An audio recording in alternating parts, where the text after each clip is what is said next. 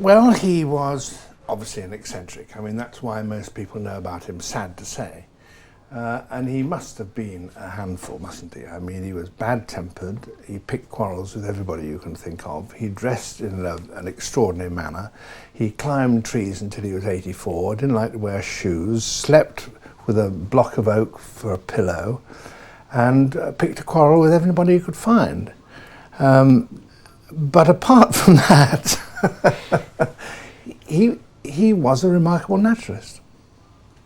What was really unusual for his time, and he must have been a pioneer and can go down in the record books as far as I can see, is that he was the first person to deliberately make a nature reserve, who reckoned that animals deserved protections.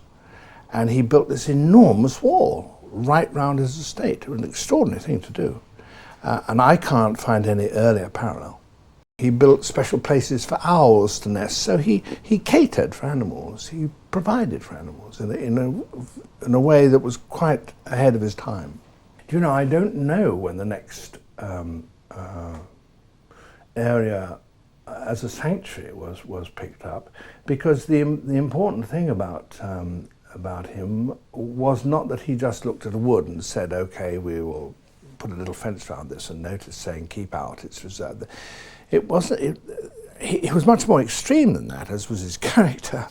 I mean, if it's 9 foot high, that wall, and if you build it for miles all around, you are keeping things out not by putting up a little notice saying trespassers will be prosecuted, but by making it physically impossible.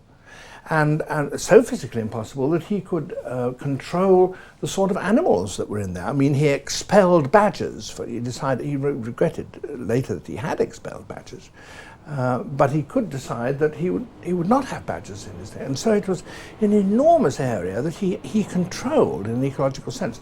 And who, after that, did that, I don't know. I mean, it'd be very rare to find it now. So that it was a very extreme form of conservation.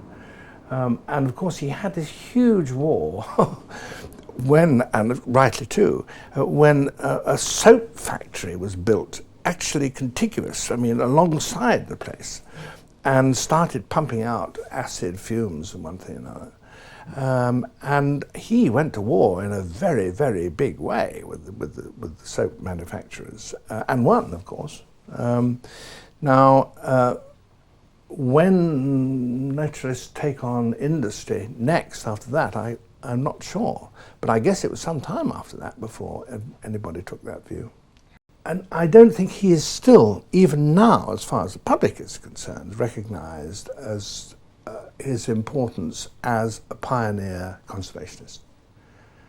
And in the long eye of history, another 50 years, if he will be remembered, he ought to be remembered as that, rather than the fact that he climbed trees until he was 82.